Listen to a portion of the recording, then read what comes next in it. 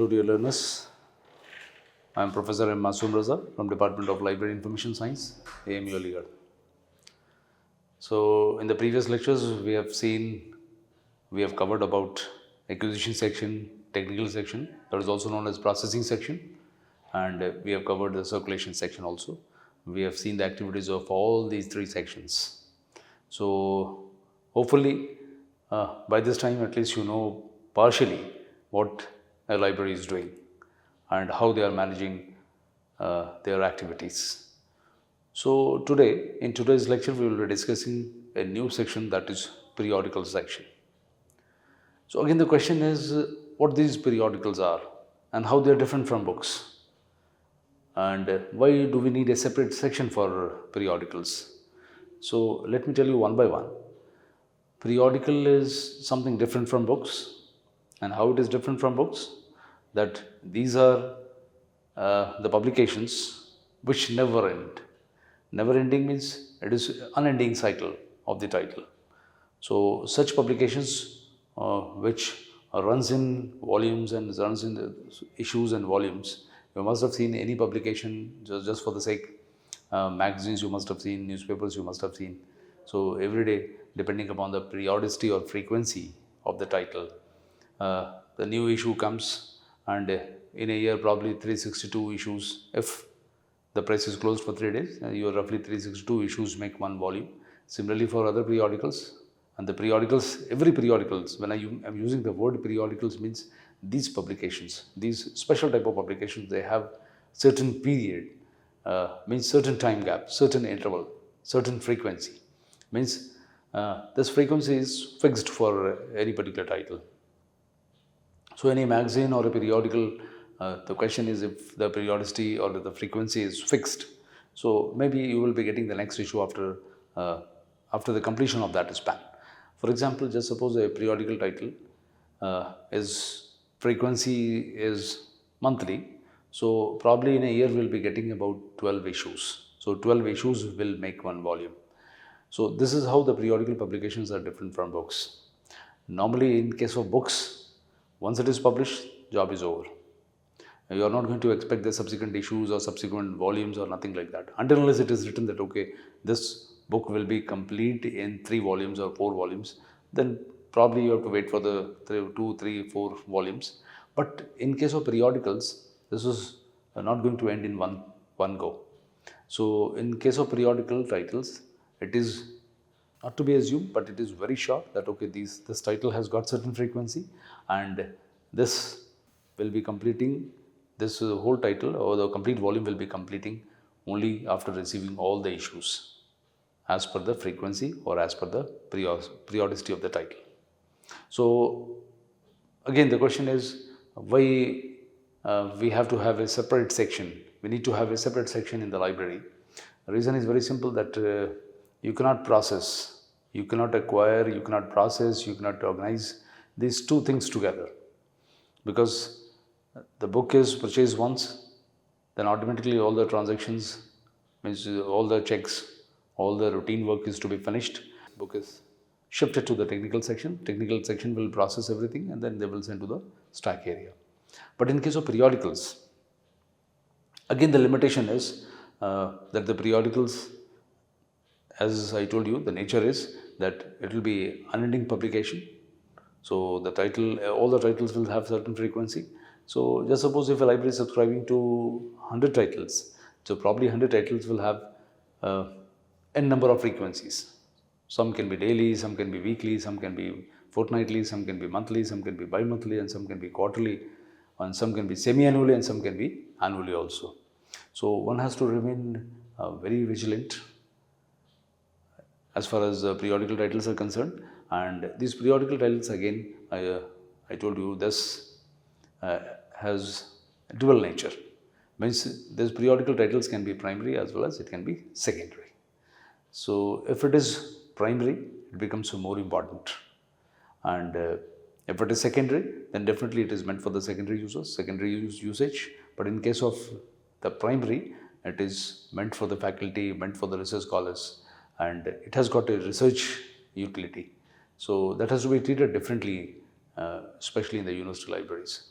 And the secondary periodicals can be simply for the leisure study, or just for the whenever you are free and whenever you want to uh, learn anything which is already existing. Means it's not new, the research is not new, the findings are not new, or the article is not new. So in that case, those type of periodical titles are called secondary. They are secondary in nature, the content is also secondary. So normally it has got a leisure use, whereas the primary periodicals, they have got the research value. So this is a basic difference, and just because of this, we need to have a separate periodical section in the university library system. So you will find a periodical section separate, and they are dealing with only those type of publications which have certain frequency or certain time gap is there, certain interval is there. So any publication having the time gap or the interval or the frequency, they are to be dealt in the periodical section. I hope it is clear. Let's see what we will cover in this lecture. So content wise, today we will be covering the basic introduction, which I just now told you. Then I'll talk about the types of periodicals. Then we will see how the periodicals are selected. Selection will be again an important area in today's lecture. And then we will talk about the organization and management, how these periodicals are arranged. Because thing is, if you are procuring, then definitely it has to be processed also, and it has to be disseminated also. So how it is organized and how it is disseminated, how the information is disseminated about the periodicals, that also we'll discuss it. So just for the sake of introduction, I told you what periodicals are, and the periodical section, especially in the library, serves as a dynamic and essential resource for the patrons seeking access to the diverse range of periodical publications, including journals, magazines, newspapers, and other serial literature. Just for your information, it should be clear that the periodicals or these type of publications are synonymously known as serials also. They are also known as journals. So depending upon the place from there they originated. So in some countries, they used to call it, these type of publication, they used to call it journals. In some countries, especially in UK, they used to call it serials. But in some other countries like US, they used to call it periodicals. So the terminology varies. In France, they call journal. In UK, they started calling it serial. And in US, they started calling it periodical. But that's not going to make much difference. These all are same. The words are synonymous. And the best part is that the periodical, journals, or serials, one thing is common, that these type of publications, they have certain time interval fixed. Number two, they are not going to end. There is no end date decided for any of these titles. So if it is a serial, no end date is decided. And unless the management or the publisher or the authority, they plan to stop it, or they plan to merge with some other title because of any issue, so then only the title stops. Otherwise, the title will continue, and there is no end limit to these titles. So sometimes you must have seen a title, just suppose Nature. You cannot imagine how many volumes and for how many years it is running. So that is also a periodical, and the periodical is running for the last so many years. But everybody knows the credibility of Nature. So articles published in Nature, they have got a value. It has got a high impact factor and a high age factor, and all those factors are associated. And any author getting his or her article published in the Nature, so that is, you can say, that is a benchmark, and there is a lot of reputation associated with the article getting published in a reputed journal. So these are the things which we will discuss later on. But let's see what the basic introduction of a periodical is. That is, we should understand first. So this section is meticulously curated and organized to provide users with a convenient access to both current and archived material, and catering to the wide array of information needs and interests. So the periodical section is a carefully curated collection of periodical publications spanning various disciplines, subjects, and the librarians and the periodical specialists work diligently to select and acquire periodicals that align with the interests and informational requirements of the library's user community. They have to see to it. If it is a public library, probably the secondary periodicals will be required, because nobody is coming in the public library for the purpose of research, and the research periodicals, they are very costly. So in the case of public library, probably the secondary periodicals will be important, magazines or the periodicals, secondary periodicals, that will be important. But in case of research libraries and university libraries, where research is of primary importance, and there at least the research journals will be more important. So depending upon the objective and the client, the type of periodical and the type of service will also vary, because when we talk about the research journals, then a lot of other services also has to be provided along with only the research articles. The collection basically encompasses scholarly journals, popular magazines, local and international newspapers, then specialized trade publications and other serial publications, ensuring that the patrons have access to a comprehensive range of sources. And the organization within the periodical section is typically structured to facilitate easy navigation and retrieval of materials. The bound periodicals and the back issues are often arranged alphabetically by title, enabling patrons to locate specific publications efficiently. The current issues may be prominently displayed on the shelves or the racks for easy access, allowing users to stay abreast of the latest developments and trends within their fields of interest. So, in addition to the physical periodicals, many libraries also offer access to electronic periodicals. So, in the new era, we have seen these periodicals, they can be disseminated in the electronic format also. So now we have e-journals, e-magazines. But the nature will remain the same. Means it will have the concept of time interval, concept of frequency will be there, and number two, this is unending cycle. So these two things will remain the common. Only thing is, while disseminating, you can physically disseminate or you can disseminate it electronically also.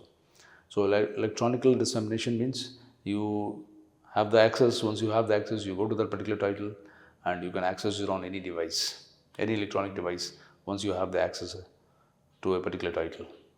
And the moment you pay for it, you get the access. You can own it, privately own it, or your institution can own it and you can get the access just by logging as per the account details provided by the library.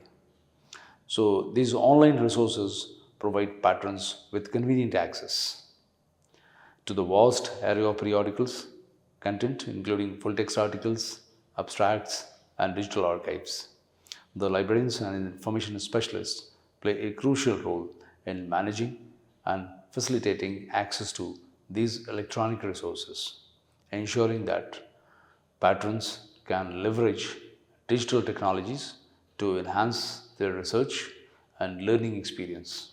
So then what are the, as I told you, we have two types of these periodicals. One is primary and second is secondary. So what are the primary periodicals? That also I told you. These periodicals basically are the publications that contains original research, first-hand account, and on a particular topic or the field, and they are considered primary source of information because they provide direct evidence or observations. The example can be research journal, scientific journal, academic papers, conference proceedings, government reports, original research articles, interviews, autobiographies, etc.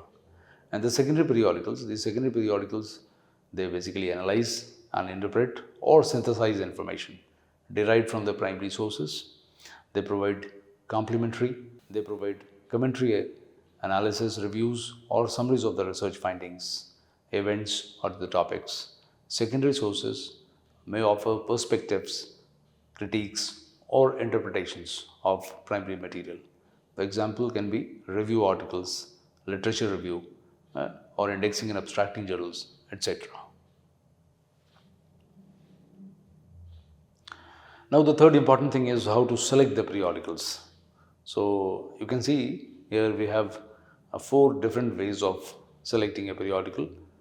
So one very traditional system you can see, the tailored selection to the library type and clientele. So the selection of periodicals should align with the type of library and the need and interest of the patron. And if it is not being aligned, if it is not as per the interest of the user, then definitely nobody is going to make use of it, and it will be a sheer wastage of money. So depending upon the type of library and the type of patron, you have to decide what kind of periodicals you are going to purchase. So as I told you, in public libraries, the secondary periodicals will be of utmost importance. Whereas in case of research libraries or university libraries, wherever we have research work going on, probably the primary periodicals will be of utmost use. So this difference will remain there. So what happens here is the specialized libraries such as university libraries will focus acquiring scholarly journals and periodicals that are relevant to their academic programs and research interest. So depending upon the client and depending upon the type of library, one has to decide what kind of periodicals a particular library is going to subscribe. Number two, you can see the committee-based selection process. To ensure a diverse and relevant periodical collection, the selection process should involve input from multiple stakeholders. Establishing a committee composed of librarians, subject specialists, faculty members, and possibly even patrons can help ensure a balanced and informed selection process. And this approach promotes accountability, transparency, and consensus building in the decision-making process. So it is not the one man's job. So a committee has to be formed, just like the book selection committee in acquisition section. Probably if you remember, the book selection committee used to be very active in case of book selection, and that used to include the chairperson of the department, head of the department, then faculty, students, research scholars, and all together with the help of the book selection tools, they used to decide what will be the right collection for their department, and accordingly they used to select the documents. So that committee was playing a bigger role here. And here again, more or less, the committee members will remain the same. But again, one more additional input you can see, the subject experts. So probably subject experts will give you a good idea which title the department or the institution or the organization should subscribe.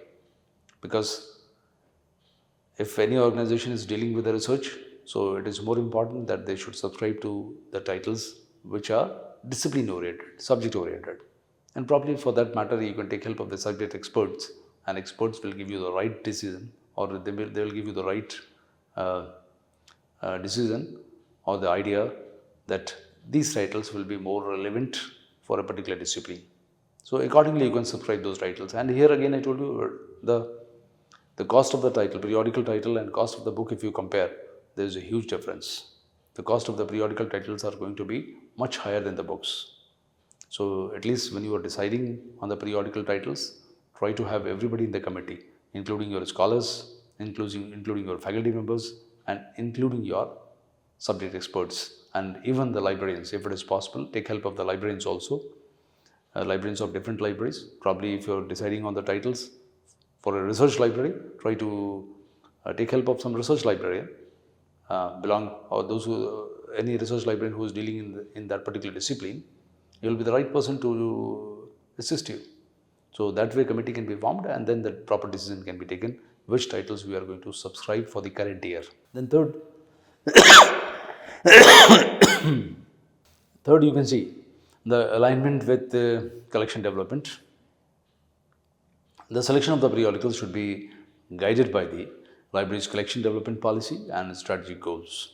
Periodicals selected should complement existing holdings or the existing holdings, so that one can fill the gaps in the collection and support the information needs of the library users. The factors such as publication's reputation, content quality, frequency, indexing, and availability in electronic formats should also be considered during the selection process. So Means ultimately, all your titles which you are going to subscribe should align with your policy and your objective and your development goals. If you are not doing it, so you will be the loser in that case, because you will be paying a huge amount and the title will remain unused, unutilized, underutilized. So if any of these situation is there, then you are the culprit. And one more important thing is the utilization of multiple sources for recommendations. So, as I told you, the selection committee should draw on variety of sources to inform their decisions. So, they may include recommendations from the subject specialist, members of your library staff who are familiar with the needs and the preferences of the library users. Additionally, consulting with the librarians of other institutions or reviewing announcements and reviews in the professional literature, and considering lists of most cited serials can provide valuable insights into the relevance and quality of potential periodical subscription. So, these are the things which you have to take care whenever you are selecting or deciding on the periodical titles for your department or for your organization or for your institution. So, this is something which is quite mandatory. Then coming to the next thing, that is periodical selection tools. So, what are these selection tools basically? Again, I'll correlate this thing with the acquisition section. In acquisition section also, we used to have the book selection tools, and those tools were quite useful for deciding the titles of the book which your department, your library, your organization, your institution is planning to buy. Because the money which you are going to spend, one has to be very cautious, one has to be very judicious, one has to be wise enough to select the right titles for your library. Because ultimately, your right decision and the right selection will decide the usage of the material and the benefit to the patron, benefit to the library patron. Otherwise, it will be a sheer wastage. So again, same thing happens here also. In this section also, you need to have certain selection tools. So these tools will give you the comprehensive information about the different titles published from different countries on different subjects, and you can just make use of this tool, because you have to decide whether you are going to buy the tools which are published for your country or for international purpose. So maybe some of the tools you will get which will cover all the international journals belonging to all the fields, and the second is a tool which covers only the national journals, and that too sometimes it will limit itself to some languages. Just suppose only English language, published in English language, or published in English plus 13 more languages, or 12 more languages, or 10 more languages. So accordingly you will decide which tool you are going to consult, and try to see that the tool which you are going to buy for your library or which you are going to consult for the selection of titles, that should be comprehensive and authoritative. If it is authoritative and comprehensive, then probably your committee members, periodical selection committee members, at least they will be convinced.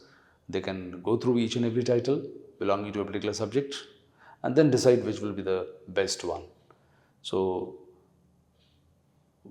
we will cover some of the tools. You can see the first tool, that is Ulrich's International Periodicals Directory. As the name itself suggests, this is international in scope, and it contains, this is basically a directory of all international titles. So it is a classified guide to the selected list of current periodicals, both foreign and domestic. It includes essential information about each periodicals. So the next tool, you can see it is a Willings Press Guide. So this is again a comprehensive index and handbook of the press in the United Kingdom, including Dominion, colonial and foreign publications. Third, you can see, if we are going for the domestic one, we have Niffer's Guide to Indian Periodicals. So this tool will only give you information about the Indian titles. So this guide focuses on the periodicals published in India only and providing information about their scope and content. So let me tell you one more thing. These tools, they give you comprehensive information about the titles published in your country or outside your country, in your discipline or in elsewhere, and it gives you complete bibliographic information. Complete bibliographic information, when I say, means it will give you the title, who is a publisher, and what the cost is, and number two, what is the frequency of these titles, and then the ISSN number. These kind of publication, they have got ISSN. So that is, ISSN is International Standard Serial Number. So every title will have certain ISSN. For the books, we used to have ISBN, International Standard Book Number, and for the serials, we have ISSN, that is International Standard Serial Number. So that serial number will be assigned for every title. We have an agency, so all the publishers, they have to get their title registered with the agency, and that the agency will be responsible for giving them ISSN number. So that is a unique number, and that is assigned to a particular title. Again, for physical, or you can say for the hard copy or the physical periodical titles, you have a separate ISSN number, and for the electronic, you have a separate ISSN. So sometimes if a particular title is coming in a hybrid mode, means it is coming in both in the printed as well as in the soft format, so you will find two ISSN, one for the hard copy, printed one, and second for the electronic one. So one more tool you can see, the world list of scientific periodicals. This is also a tool, this is also a reference guide listing scientific periodicals from around the world, and it is valuable for the libraries with a focus on scientific discipline. Just suppose anybody belonging to scientific discipline does not need all these tools. Just suppose you intend to only concentrate on the scientific periodicals. You are not interested in humanities or arts or any other field. So straight away you can look for the world list of scientific periodicals, go to the discipline, get the list of all the titles, and once you decide on the title, it becomes easy for you to find out what is the country of origin, who the publisher is, what the title is, what the ISSN is, and what the cost is, and what the frequency is. All those details are with you, and immediately you can contact your vendor, and the vendor will be responsible for supplying you those titles. And once you have the cost, and then it will be easy for you to finalize what is your budget and how many titles or which titles you are planning to subscribe. So once the periodical title arrives in your library, then the next thing is how to organize and manage those periodical titles. So here you can see how the system has evolved. The system has evolved in the similar manner as the circulation of books. You must have seen in the circulation section how the process has evolved. In the similar fashion, this process of registering and recording of the periodicals has also evolved. So initially, when the library was having fewer titles, they started with the register system and then moved on to ledger, and then from ledger to one card, and then from one card to three card, and three card to card X. So I'll just explain you one by one what these systems are. Coming to the first one, and that is register system. As I told you, for the smaller libraries, the system is quite good, but the subscription should be a dozen or so, and the register system serves as a suitable model for recording periodical. And auditors also emphasize the necessity of maintaining the permanent record of periodical received in the library and the payment made by them. That can be recorded in the register. But again, I told you the limitation is if you have dozen or so, so the titles can be listed on a particular page, and the proper documentation can be maintained on a particular page. And these periodicals can be entered into the register either alphabetically or according to their frequency of publication. Because more important thing is you have to keep track of the titles, because every title will have a different frequency, will have a different time interval. So then when the next issue is due, your library has to take care, because library has made almost all the payment in advance. So one library has to be very careful when a particular issue is due, which title is due in which month. So if the library is active, librarian is active, and is vigilant enough to keep track of all the titles and their issues, then only things can be managed. Otherwise, you might lose the issues and you are unaware of it. You will not be in a position to bind the complete title, complete the volume, or maybe sometimes you have missed it uh, by post, although it has been sent by post and you have not received it. So, in a way, you are missing it, and if you have missed it, then also you will not be in a position to complete your volume. So, you have to be extra cautious, extra vigilant when the any titles, when the issue is due, and the moment you get the issue, it should be circulated among the users. And once the usage is complete and the new issue is there in the library, the older issue should be, you can say, those loose issues can be again collected, and finally, when all the loose issues means the volume is complete, when all the issues you have received, then only you can send it for binding a particular title. And so this register system ensures accountability in the periodical management and facilitates compliance with auditing standards. It provides a clear and structured record of periodical subscriptions and payments, enhancing transparency and efficiency in library operations. So with fewer titles, the system goes well. You have to, I can show you the format also, how it looks like. This is a format, or you can see the format of register, where you can see that the title, volume and year, publisher is there, supplier is there, then period. Period shows a frequency from Jan to December. If it is monthly, you keep on taking it, okay, you are receiving every month. Then subscription and bill number. So according to the bill, you have to enter the bill number also and the date, all those things you have to fill up. And then remark, you can keep on entering it. If you sometimes you feel that this particular issue has been delayed or not received, that can be entered in the remark column. So this is the complete. On the top you can see name of the library is there, place, and the year is there, and you enter. If you have, I said, dozen or so, you can manage with the system. You have to enter all these titles, whatever you're subscribing, 12, 13, 15 titles, whatever you're subscribing, you can enter in this format in a register, and that is logical for you also, and it is good for the accountability purpose also. So this was the system earlier, but slowly, gradually, what happened? The number of titles started growing, and now it has grown to such an extent that you have to limit yourself, and you have to see your budget also. According to your budget, you have to plan how many titles you are going to subscribe, and for all the titles, you know that the frequency is different, because here you can see the frequency is mentioned. Publisher is there, supplier is there, and period is mentioned here.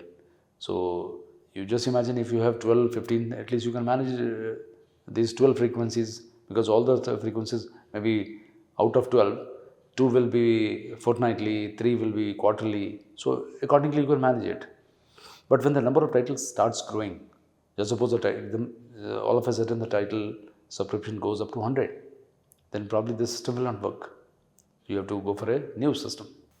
If your title is daily or weekly, you can enter in this type of format. You can see your name of the library, title, publisher, frequency, all these details are on the top, and at the bottom you can see date. Even for January you have 31 days, so all 31 days, when you are receiving it, when you are not receiving it, you can just mark in your remark column. So you can enter for the January, all 31 days are there. Accordingly, for the February, you have 28 or 29 days. You can enter all the issues you have received, and if you have not received any of the issues, you can just mark it or put in a remark that you have not received this particular issue. So this, especially for the dailies and weeklies, you can maintain like this. Then coming to the ledger system. Ledger system, again, I told you, when the number of title goes up to 100, if it is 50, 60, 70, it goes up to 100, then you can easily manage with the ledger system. So ledger system, as it was useful in case of circulation for maintaining the circulation records, here also you can do the same thing, that one page can be dedicated or demarcated for a particular title, and all the information about the receiving or information about or any details of the particular title can be recorded on one page. How many issues you have received, how many is pending, what is the frequency, who is the publisher, and what, all that information will be recorded on one page. So that is the beauty of the ledger system. It is typically adopted by the larger libraries. As I told you, each periodical is assigned a dedicated page and within a ledger book. And the periodicals can be entered into the ledger and in alphabetical or the numerical order with an index provided at the beginning of the ledger to facilitate easy reference. Each periodical subscription is recorded on a separate page within the ledger book, and this allows for detailed information to be documented for each periodicals, including subscription details, payment records, and any relevant comments or annotations. So periodicals can be organized in the ledger either alphabetically or by title or numerically according to the designated index number. An index of the periodical subscribed is provided at the beginning of the ledger. So in the beginning you can maintain the index that such and such title is maintained on such and such page. Just suppose XYZ title is maintained on page 63, and when you go to 63 you just enter the complete details of the title or periodical, title, publisher, frequency, supplier, and then you can maintain the details, how many, when you are receiving the issues, which issues you have received, which you have not received. All those details can be maintained on a separate page. So at any point of time you want to see that, okay, for title XYZ, what is the status? Straight away you can just check the index, find out the page, go to that particular page, you will find all the details of that particular title only. So roughly I told you about 100 titles if you have, so you can easily manage with the ledger system. But again the question is, if it goes beyond that, then what next? This is a format of a ledger system you can see here. So in a ledger you have this type of format. You can, on a particular page, you can enter the place, title, publisher, subscription amount, everything you can mention here, and that complete information about the title you can enter under these columns, where you have year and the volume, and then you have all the months according to the frequency you can enter here, and you can enter the bill number also, because bill number is again for the accountability purpose, for the accounts it is, and especially for the audit purpose it is very useful. So you have to enter the bill number according to which bill, on which particular date you have subscribe this periodical title. You have to enter the bill number and date, and then you can put a remark. If you have not received anything, or if any issue is there, you can put under the remark column. So this is the format of the ledger system. Then coming to the one card system. One card was again a little evolved system. This system is a practical approach to maintaining the periodical subscription, particularly for the libraries with a moderate number of subscriptions. Not high, only the moderate can be managed with this, typically around 100 or so. So if it is little more than 100, then also you can manage with this system. This system offers a convenient way to track the regular receipt of subscribed magazine or periodical. The one card system enables the library staff to quickly ascertain whether all subscribed magazines are being received regularly. So the blank card, usually sized 6 inches into 4 inches, are utilized for recording periodical subscriptions beforehand, and these cards are printed with the necessary columns to facilitate efficient data entry. While the one card system is suitable for the libraries with approximately 100 or so periodicals, and it may become unmanageable if the number of subscription exceeds this limit. So this is again the limitation of the one card system. So on one card you are entering the complete details. So when you are entering it, and you thing is, you can just like organize it just like in the catalog, the way you are organizing the catalogs, you can organize it and keep track. Alphabetically you can arrange it, all the cards, and you can keep track of it. Which title is due, when it is due, it has come or not come. So all those things you can maintain on the one card system. And you can see how the one card system looks like. You have two sides. And the half portion you can see it is a recto side, and the another half you can see is a verso side. So what is to be written on the one card system? You see the name of the library, title, place, publisher, supplier, all those details on the top of the page or the top of the card, as we are doing in the ledger system. And then you have again the volume and year, and then all the months, complete months you have.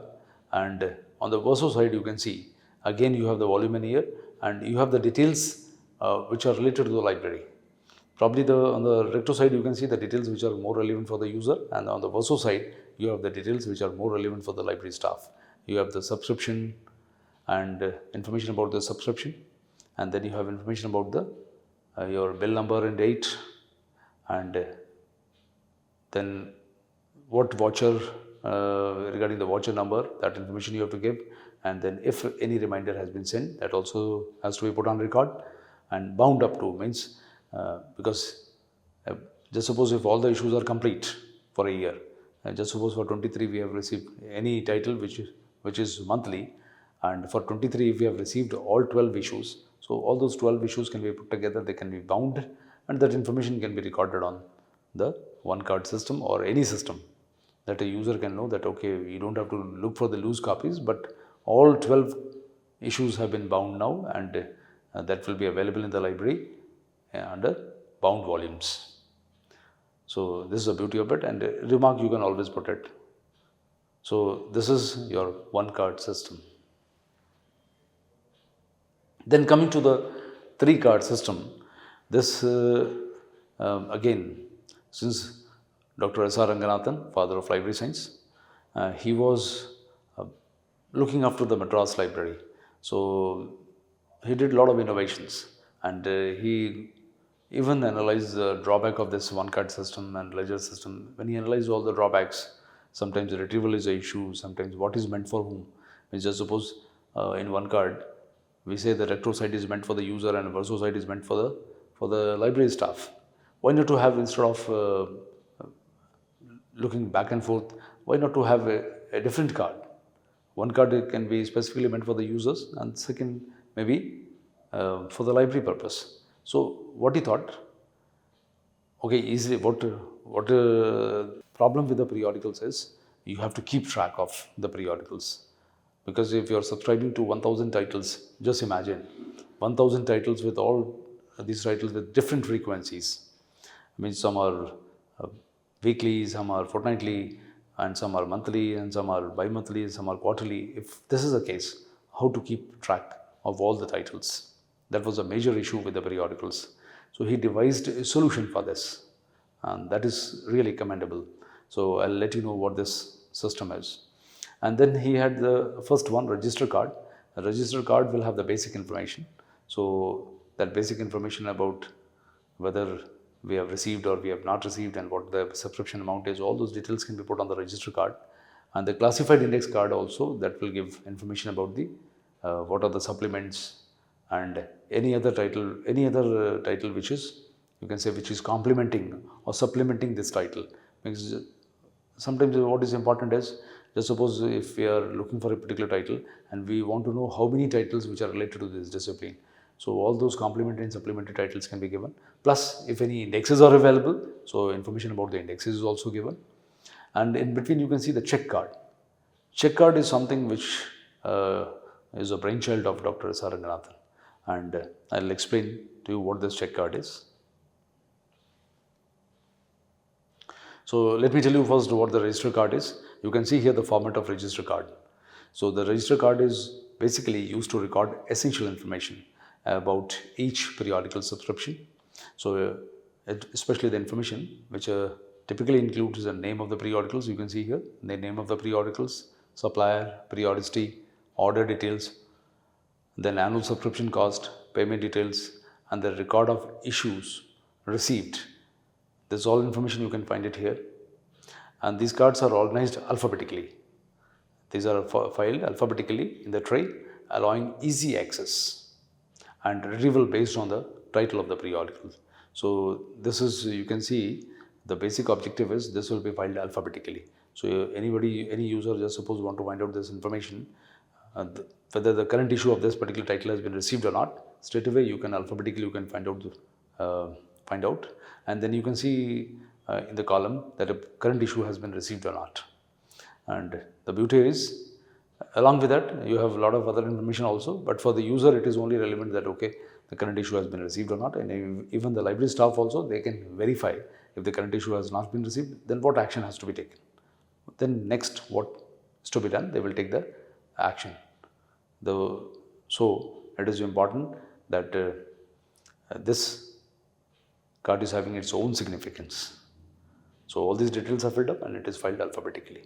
And the register card provides a comprehensive overview of each subscription, enabling the library to track the issues, received and payment status. All that information it will give you.